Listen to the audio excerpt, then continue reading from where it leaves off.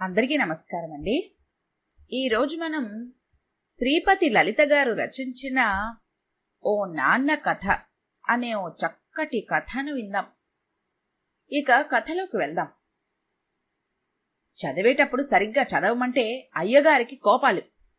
ఇప్పుడు ఈయన గారి ఇంజనీరింగ్ సీటుకి 5 లక్షల డొనేషన్ ఎవడు కడతాడు? నా దగ్గర డబ్బులు లేవు. తల్లి కొడుకు ఏం చేస్తారో చేసుకోండి. కోపంగా అని రూంలోకి వెళ్లాడు శ్రీనివాస్. నాకేం డొనేషన్ కట్టక్కర్లేదు. నేను ఏదో డిగ్రీ చేసి ఈయనలాగానే బ్యాంక్ క్లర్క్ కింద చేరతాను. అప్పుడు ఆయన కళ్ళు చల్లబడతాయి. అంతకంటే కోపంగా బయటికి వెళ్లాడు ప్రవీణ్. ఇద్దరి మధ్య ఎవరికి ఏం చెప్పాలో తెలియక మౌనంగా ఉండిపోయింది సునీత. శ్రీనివాస్ సునీతల ఏకైక కుమారుడు ప్రవీణ్. శ్రీనివాస్ ఒక బ్యాంక్లో క్లర్క్. ప్రవీణ్ తెలివిగలవాడే. మంచి మార్కులతో ఇంటర్ పాస్ అయ్యాడు. ఇంజనీరింగ్ ఎంట్రన్స్ లో మంచి ర్యాంక్ వచ్చింది. కానీ ఏ రిజర్వేషన్ లేని కారణాన ప్రవీణ్ అనుకున్న సబ్జెక్ట్లో అనుకున్న కాలేజీలో సీట్ రావటం కష్టం. అందుకే డొనేషన్ కట్టి చేర్చమని తండ్రిని అడిగాడు. పైగా నువ్వు కట్టకపోతే అప్పు తీసుకో, నేను ఉద్యోగం చేసి తీర్చుకుంటాను అని కూడా చెప్పాడు. అసలే ప్రవీణ్కి ఇంకా మంచి ర్యాంక్ రాలేదని కోపంగా ఉన్న శ్రీనివాస్ ఈ మాటలకి మండిపడ్డాడు. 2-3 రోజులుగా ఇంట్లో తండ్రి కొడుకుల మధ్య పెద్ద వాగ్యుద్ధాలు జరిగాయి. ఊరుకోమంటే కొడుక్కి కోపం, వదిలేయమంటే భర్తకి కోపం. మధ్యలో సునీత నలిగిపోయింది. ఏదైతేనే మొత్తం మీద డొనేషన్ కట్టి తనకు కావలసిన కాలేజీలో కావలసిన గ్రూప్లో చేరాడు ప్రవీణ్. ఇప్పుడన్నా సరిగ్గా చదివి ఆడమను, లేకపోతే ఉద్యోగం రాదు. ఏదో క్యాంపస్ రిక్రూట్మెంట్ ఉంటుందని తల తాకట్టు పెట్టి డబ్బులు తెచ్చాను. చెప్పు నీ సుపుత్రుడికి, కోపంగా అన్నాడు శ్రీనివాస్. దిగులు పడద్దను, ఆ తలని తాకట్టు నుంచి నేనే విడిపిస్తాను. చెప్పు మీ ఆయనకి, రోషంగా అన్నాడు ప్రవీణ్. భగవంతుడా, ఈ తండ్రి కొడుకులకు ఎప్పుడు సామరస్యం కుదురుస్తావు తండ్రి అంటూ ప్రార్థించింది సునీత. దేవుడు సునీత ప్రార్థనని వినలేదు. ప్రవీణ్కి తండ్రి మీద 1-2 కాదు, చాలా ఫిర్యాదులు ఉన్నాయి. అతని స్నేహితుడి తండ్రి కూడా బ్యాంక్ క్లర్కే. వాళ్లకి 2 అంతస్తుల ఇల్లు, కార్లు ఉన్నాయి. అతని తండ్రి వాళ్ళ అబ్బాయికి ఇంజనీరింగ్లో చేరగానే మోటార్ సైకిల్ కొన్నాడు. అదే తనకి తండ్రి కాలేజ్ బస్ పాస్ కొన్నాడు. అందరూ వీకెండ్ వస్తే పార్టీలకు వెళ్తారు. ఫీజు తప్ప తనకి అదనంగా పైసా ఇవ్వరు. ఇలా అన్ని అసంతృప్తులతోనే చదువు పూర్తి చేశాడు. ప్రవీణ్ టార్గెట్ ఒక్కటే, బాగా చదివి మంచి ఉద్యోగం తెచ్చుకొని ఇంటి నుంచి నాన్న నుంచి దూరంగా వెళ్ళాలి. ప్రతి దానికి విసుగు కోపం ఉండే నాన్న కోసం ఇష్టమైన అమ్మని కూడా వదలడానికి సిద్ధపడ్డాడు ప్రవీణ్. క్యాంపస్ రిక్రూట్మెంట్లో మంచి కంపెనీ సెలెక్ట్ అయ్యాడు. వాళ్లు ముంబైలో పోస్టింగ్ ఇచ్చారు. ప్రవీణ్ వెళ్లేటప్పుడు సునీత అతని కోసం చిరుతిళ్లు చేసి, జాగ్రత్తగా ఉండు నాన్న, అక్కడ వంటకి పనికి మంచి మనుషులు దొరుకుతారట, పెట్టుకో, ఇబ్బంది పడకు అని చెబుతుంటే మధ్యలో శ్రీనివాస్ అడ్డుకొని, ఇదిగో చేతిలో డబ్బులు బాగా ఆడుతున్నాయని వెధవేషాలు వేయొద్దని చెప్పు, తాగుడు సిగరెట్లు అలవాటు చేసుకోవద్దని చెప్పు, అడ్డమైన గడ్డి తిని కుడితిలాగా మందు కొడితే ఎందుకు పనికి రాకుండా పోతాడు, మళ్లీ పేకాటలు లేకుండా అఘోరించాలి అన్నాడు. వినేవాళ్లకి అవి తిట్లో జాగ్రత్తలో అర్థం కావు. అవును, అదే పని. ఉద్యోగం చేయకుండా తాగి అడ్డమైనవి తిని రోడ్డు మీద పడి చేస్తాను, మీరొచ్చి ఈడ్చెద్దురుగాని, కోపంగా అన్నాడు ప్రవీణ్. చిచి, ఏం మాటలు రావి, శుభమాని ఉద్యోగానికి వెళ్తూ అన్న తల్లితో, ఆ సంగతి మీ ఆయనకి చెప్పు అన్న కొడుకుని ఏమీ అనలేక, ఎందుకండి వాడు వెళ్లేటప్పుడు ఇలాంటి అశుభం మాటలు, భర్త మీద అరిచింది సునీత. నేను నోరెత్తితే తప్పు, రుసరుసలాడుతూ లోపలికి వెళ్లాడు శ్రీనివాస్. మొహం ముటముటలాడిస్తూ ప్రవీణ్ బయటికి వెళ్లాడు. కళ్లనీళ్లతో సునీత కూర్చుండిపోయింది. ప్రవీణ్ ఉద్యోగంలో చేరి ఇల్లు తీసుకున్నాక తల్లికి మెసేజ్ పెట్టాడు. సునీత ఫోన్ చేసినప్పుడు మాట్లాడేవాడు. తండ్రి గురించి అసలు అడిగేవాడు కాదు. శ్రీనివాస్ని మాట్లాడమంటే అతను మాట్లాడేవాడు కాదు. కరవమంటే కప్పకి కోపం, వదలమంటే పాముకి కోపం అన్నట్లు కొడుకుతో ప్రేమగా మాట్లాడమని భర్తకి చెబితే గారాబం చేసి నెత్తిమీద పెట్టుకుంటే ఎందుకు పనికిరాడు అంటాడు. నాన్నతో నెమ్మదిగా మాట్లాడరా అని కొడుక్కి చెబితే, నేను అసలు మీ కొడుకేనా? రోడ్డు మీద దొరికితే తీసుకొచ్చారా? నాన్న ప్రవర్తన చూస్తే నాకెప్పుడు అనుమానమే అంటాడు ప్రవీణ్. ఈ తండ్రి కొడుకుల్ని ఎలా కలపటం అనేది ఒక పెద్ద ప్రశ్నగా మారింది సునీతకి. సునీత తమ్ముడు బెంగళూరులో విల్లా కొనుక్కున్నానని, గృహప్రవేశానికి రండి అని ఆహ్వానం పంపాడు. సెలవు ఎక్కువ దొరకదు, నేను ఆ రోజుకొస్తాను, నువ్వు ముందు వెళ్ళు సునీతతో చెప్పాడు శ్రీనివాస్. తల్లితో గడిపినట్లుగా ఉంటుందని సునీత 4 రోజుల ముందు బెంగళూరు వెళ్ళింది. ఎన్నాళ్ల తర్వాతో ఒక్కర్తి రావటంతో సునీత తల్లి పక్కనే పడుకొని కబుర్లు చెప్పింది. ఆ మాటల్లో శ్రీనివాస్ ప్రవీణ్ ప్రస్తావన వచ్చింది. ప్రవీణ్ అసలు వాళ్ళ నాన్నని లెక్క చేయడమ్మా, ఆయన కూడా అంతే పుల్లవెరుపుగా మాట్లాడతారు. ఇద్దరు ఉప్పు నిప్పులా ఉంటారు. ఏం చేయాలో తోచటం లేదు. తల్లితో గోడు వెళ్లబోసుకుంది. సునీత తల్లి విశాల, శ్రీనివాస్కి మేనమామ భార్య. ఆమెకి అల్లుడంటే ప్రేమ, అభిమానం. ప్రవీణ్ కూడా అమ్మమ్మ మావయ్యల కుటుంబంతో గడిపినట్లుగా ఉంటుందని ముందుగా వచ్చాడు. ఉద్యోగస్తుడైన మనవడిని చూసి మురిసిపోయింది విశాల. మేనమామ కుటుంబం అందరూ ఆప్యాయంగా పలకరించారు. కొడుకుని చూడగానే ప్రేమ ముంచుకొచ్చింది సునీతకి. ఎలా ఉన్నావురా? ఫోన్ చేస్తే ఎత్తవు. భోజనం బావుందా? ఆఫీసులో అంతా బావుందా? 6 నెలలైంది వెళ్ళి, అలవాటు పడ్డావా? ప్రశ్నలు గుప్పిస్తున్న సునీతని, ఆగవే, వాణ్ణి ఊపిరి తీసుకోనివ్వు అంది విశాల. అంతే అమ్మమ్మ, నీ కూతురికి హడావిడి, అల్లుడికి కోపం అన్నాడు ప్రవీణ్. అబ్బో, నా కూతురికి అల్లుడికి వంకల పెట్టేంత పెద్దవాడు అయ్యావరా? నవ్వుతూ మనమడి బుగ్గలు నొక్కి, పద భోంచెదువుగాని అంటూ లోపలికి తీసుకెళ్ళింది. అమ్మమ్మ పక్కనే కూర్చొని కబుర్లు చెప్తుంటే సుష్టుగా తిన్న ప్రవీణ్తో, ఇవాళ నా దగ్గర పడుకోరా, మళ్ళీ ఎప్పుడొస్తావో అంది విశాల. చిన్నప్పుడు అమ్మమ్మ పక్కన పడుకొని కథలు విన్న రోజులు గుర్తొచ్చి, అలాగే అన్నాడు ప్రవీణ్. పక్కన పడుకున్న మనవడిని ఉద్యోగం విశేషాలు అడిగి తెలుసుకొని, నీకు ఒక కథలాంటి నిజం చెప్తాను, ఇది నాకు బాగా తెలిసిన వాళ్ళది అంది విశాల.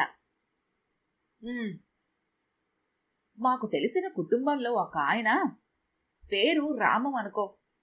ఆయన భార్య సీత, తల్లి తండ్రి 3 పిల్లలతో ఉండేవారు.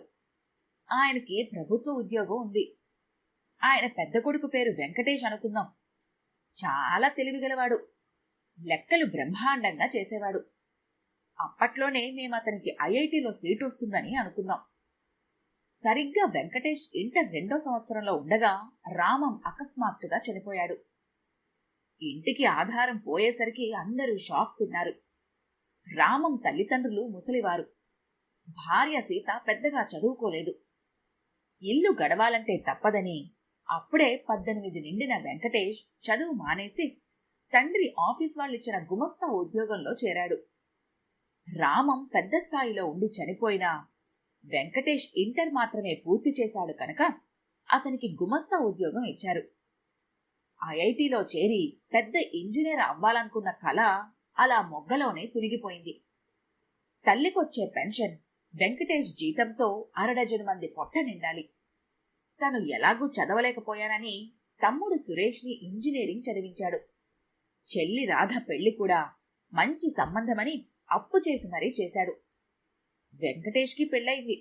అతని భార్య బాగా నెమ్మదస్తురాలు. రామం తల్లిదండ్రులిద్దరూ కాలంలో కలిసిపోయారు. సురేష్ ఉద్యోగంలో చేరినా అన్నకి ఏమాత్రం సహాయం చెయ్యకపోగా అన్నతో గొడవ పెట్టుకుని వెంకటేష్ కుటుంబానికి ఏమీ చెయ్యలేదని, తల్లి పెన్షన్ అంతా తినేశాడని నానా గోలా చేశాడు. తల్లి సీత కూడా సురేష్ మాటలు నమ్మి అతనితో వెళ్ళింది. వెంకటేష్ చేసిన సాయం, త్యాగం మర్చిపోయి తమ్ముడు చెల్లెలు ఇద్దరూ కూడా, మా కోసం ఏం చేశావు? నీ పీనాసితనంతో మా కోరికలేమీ తీర్చలేదు అన్నారు. తన కల నెరవేరకుండా తండ్రి చనిపోవటం, బాధ్యతలు నెత్తిమీద పడటం, ఆర్థిక ఇబ్బందులు, ఇంత చేసినా తల్లి తమ్ముడు చెల్లి ఏమీ చెయ్యలేదని అనటం, వీటన్నింటితో ఆ బాధ ఉక్రోషం ఎలా తీర్చుకోవాలో తెలియక భార్య మీద కోప్పడేవాడు వెంకటేష్. ఆ భార్యకి అన్నీ తెలుసు కనుక ఏమీ అనేది కాదు. అందరి దృష్టిలో అతని పీనాసివాడు, కోపిష్టివాడు అయ్యాడు. బాధ్యతలు తీర్చుకోవటంతోనే ఉన్న డబ్బులు ఖర్చయ్యి ఆర్థికంగా చితికిపోయాడు. ఆ సమయంలో పుట్టిన కొడుకుని విపరీతమైన క్రమశిక్షణలో పెంచాడు. గారాబం చేస్తే చదవడని భయం, చదవకపోతే తనలాగా మిగిలిపోతాడని భయం, డబ్బు ఎక్కువ ఇస్తే చెడిపోతాడని భయం. ప్రేమ, అభిమానం ఎలా వ్యక్తం చేయాలో తెలియని అతను కొడుకును కూడా ఎప్పుడూ కోప్పట్టమే. దీంతో తండ్రికి తనంటే ఇష్టం లేదనుకున్న కొడుకు వెంకటేష్ అంటే ద్వేషం పెంచుకున్నాడు. తండ్రి కొడుకు ఇద్దరూ మంచివాళ్లే. ఇద్దరికీ ఒకరి మీద ఒకరికి ప్రేమ ఉంది. అది చెప్పటం చేతకాక ఒకరి మీద ఒకరు కోపంతో ఉంటూ మధ్యలో పిచ్చి తల్లిని ఏడిపిస్తున్నారు. కన్నీళ్లతో చెబుతున్న విశాలని ఆపాడు ప్రవీణ్. అమ్మమ్మా, నువ్వు ఎవరి గురించి చెప్తున్నావు? సగం అర్థమయ్యి అడిగాడు. ఇంకెవరు, ఆ వెంకటేషే, మీ నాన్న శ్రీనివాసు అంది విశాల. నువ్వు చెప్పింది నాన్న గురించా? మరి నాకు ఇదంతా ఎప్పుడూ చెప్పలేదెందుకు? ఏమని చెబుతారు? ఇవన్నీ చెబితే నీకు మీ నాన్నమ్మ మీద, బాబాయి అత్తల మీద కోపం వచ్చి అసలే తెగిపోతున్న బంధాలు ఇంకా తెగుతాయని భయం. ఎన్నో కష్టాలు అనుభవించిన మీ నాన్నని కన్న తల్లే అర్థం చేసుకోలేదు. తీయగా మాట్లాడుతూ మోసం చేసేవారిని నమ్ముతారు కాని న్యాయం చెప్పినా కోపంగా చెప్పేవారిని ఎవ్వరూ నమ్మరు అంటూ నిట్టూర్చింది విశాల. మీ నాన్న నాకు అల్లుడు మాత్రమే కాదు, మేనల్లుడు కూడా. నాకు తెలుసు వాడి సంగతి. ఇతరుల సొమ్ము ఒక్క రూపాయి కూడా ఆశించనివాడు. భగవంతుడు కొంత అన్యాయం చేస్తే రక్త సంబంధం ఉన్నవాళ్లు ఇంకొంత అన్యాయం చేశారు బాధగా అంది విశాల. ప్రవీణ్ మౌనంగా ఉండిపోయాడు. గృహప్రవేశానికి ఇంకో 2 రోజులుంది. అందరూ ఎవరి పనుల్లో వాళ్లు బిజీగా ఉన్నారు. తను చేసే సాయం ఏమీ లేకపోవటంతో సునీత కూడా హాయిగా కూర్చొని తల్లితో కబుర్లు చెప్తోంది. ప్రవీణ్ వచ్చి, అమ్మా, నాకు చిన్న పనుంది బజార్లో, నువ్వు కూడా రా అని తల్లితో చెప్పి, అమ్మమ్మా, మేం వచ్చేసరికి లేట్ అవ్వచ్చు, బయట తినేస్తాం అన్నాడు. అక్కడంతా మంచి షాపింగ్ సెంటర్. ప్రవీణ్ పెద్ద బట్టల షాప్లోకి తీసుకెళ్లాడు. అమ్మా, మీరు మామయ్య వాళ్ళకి బట్టలు పెట్టాలి కదా, కొన్నారా? కొడుకడిగిన ప్రశ్నకి కంగుతింది. నాన్న 5,000 చదివిద్దామన్నారు. ప్రయాణం ఖర్చులు ఇంకో 5,000 అవుతాయి. అంతకంటే పెట్టడం కష్టం అన్న సునీత మాటలకి, ఇంతకు ముందు వేరు, ఇప్పుడు వేరు. నేను కూడా సంపాదిస్తున్నాను కదా, మీరు లెక్కలు చూడక్కర్లేదు. అమ్మమ్మకి, అత్తయ్యకి మంచి చీరలు తీసుకో, నాయనమ్మకు కూడా ఒక చీర తీసుకో అన్న కొడుకుని ఆశ్చర్యంగా చూసింది. 5,000 పెట్టి 3 చీరలు కొన్నాక, ఇంకా ఖరీదైన చీరలు చూపించండి సేల్స్ గర్ల్తో అన్నాడు. ఇంకెవరికి అంది సునీత. అందరికీ కొని నీకు కొనద్దా అన్న కొడుకుని చూసి కన్నీళ్లొచ్చాయి సునీతకి.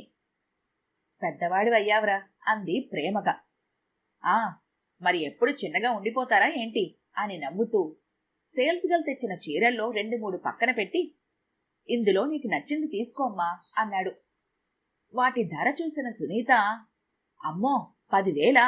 వద్దమ్మా, ఇందాకటి రేంజ్లోనే చూపించు అంది. ఆ మాటలు వినిపించుకున్నట్లుగా, నువ్వు నీకు నచ్చింది తీసుకో, లేదంటే నాకు నచ్చింది తీసుకుంటాను అన్నాడు ప్రవీణ్. చేసేది లేక అందులోంచి ఒక చీర తీసుకుంది. రేపు ఇదే కట్టుకో అంటే తలూపింది. అక్కడి నుంచి మాల్కి వెళ్లి శ్రీనివాస్కి, సునీత తమ్ముడికి బట్టలు తీసుకున్నారు. అన్ని చోట్ల క్రెడిట్ కార్డు ఇచ్చాడు ప్రవీణ్. సునీత భయపడుతూ అడిగింది, నీ అకౌంట్లో డబ్బులున్నాయిగా అని. నీ పెంపకంలో పెరిగానమ్మా, డబ్బు జాగ్రత్త లేకుండా ఎలా ఉంటుంది అన్నాడు నవ్వుతూ. ఇద్దరు బయట హోటల్కి వెళ్లి లంచ్ చేశారు. చాలా రోజుల తర్వాత సునీతకి కొడుకుతో అంతసేపు గడపటం మహా సంతోషంగా అనిపించింది. అదీకాక ప్రవీణ్ మాటల్లో తండ్రి ప్రస్తావన వచ్చినప్పుడు ఇది వరకటిలాగా కోపానికి బదులు ప్రేమ కనిపించింది. వీళ్లు బజారుకు బయలుదేరిన కాసేపటికి శ్రీనివాస్ అత్తగారింటికి చేరాడు. చాలా రోజుల తర్వాత వచ్చిన మేనల్లుడిని ఆప్యాయంగా పలకరించింది విశాల. అల్లుడిగా కాకుండా మేనల్లుడిగా రావచ్చు కదా శ్రీను, ఎన్ని రోజుల తర్వాత వచ్చావు?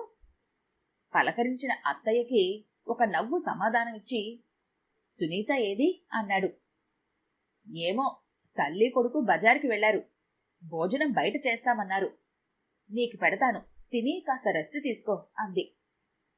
తను ఎప్పుడొచ్చేది సునీతకి చెప్పలేదు. అందుకే వెళ్ళుంటుంది. సరే అంటూ భోజనానికి కూర్చున్నాడు. అల్లుడితో పిచ్చాపాటి మాట్లాడి, శ్రీను, నేను నీకు అత్తగారిగా చెప్పటం లేదు, అత్తయ్యగా చెప్తున్నాను. కోపం తెచ్చుకోకు, నింపాదిగా ఆలోచించు. భగవంతుడు నీకు న్యాయం చెయ్యలేదు. నీ సొంత వాళ్లే నీకు అన్యాయం చేశారు. ఆ ఉక్రోషం, కోపం నీ భార్య మీద, కొడుకు మీద ఎందుకు చూపించాలి? ఇప్పుడు ఈ ప్రపంచంలో నీకంటూ ఉన్నది వాళ్ళిద్దరే. సునీత నిన్ను అర్థం చేసుకుని వెలుగుతోంది. కాని ప్రవీణ్ది ఉడుకు రక్తం. పురాతన కాలంలోనే భారవి తండ్రి తనని మెచ్చుకోలేదని ఆయన మీద కోపం పెంచుకున్నాడు. నీ కొడుకుని మరో భారవి కానీయకు. రోజులు మారాయి, మనమూ మారాలి. నేను నా పిల్లలతో ఎప్పుడూ మీరంటే నాకిష్టం అనలేదు.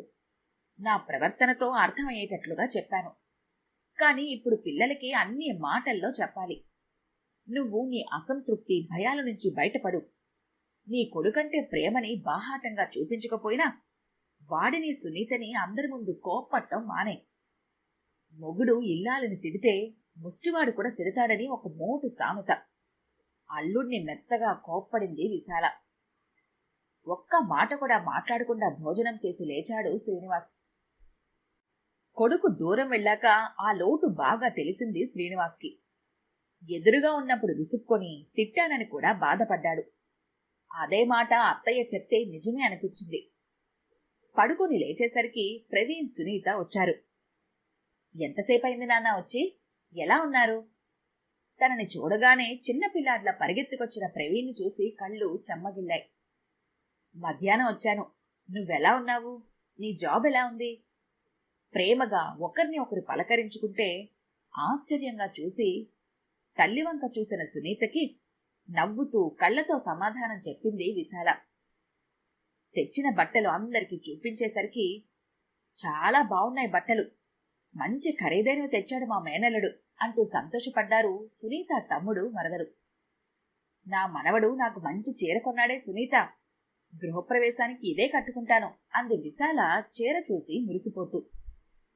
నాకెందుకురా ఇప్పుడు కొత్త బట్టలు అన్న తండ్రితో, అదేంటి నాన్న, మీరు లేకుండా ఎలా? మీకు నీలం ఇష్టం కదా, అందుకే ఈ షర్టు తెచ్చాను అన్న ప్రవీణ్ని చూస్తూ, నీకేంటి బావా, ఎదుగొచ్చిన కొడుకున్నాడు, నిశ్చింతగా ఉండొచ్చు అన్నాడు సునీత తమ్ముడు. చాలా బావుంది నాన్న, రేపు వేసుకుంటాను కోప్పడకుండా చెప్తున్న తండ్రిని ప్రేమగా హత్తుకున్నాడు ప్రవీణ్. అది చూసి సునీత కళ్ళొత్తుకుంటే విశాల తృప్తిగా నవ్వింది. ఈ కథ కనుక మీకు నచ్చినట్లయితే లైక్ చేయండి, షేర్ చేయండి. మరిన్ని ఇంట్రెస్టింగ్ కథల కోసం మా ఛానల్ని తప్పకుండా సబ్స్క్రైబ్ చేసుకోండి.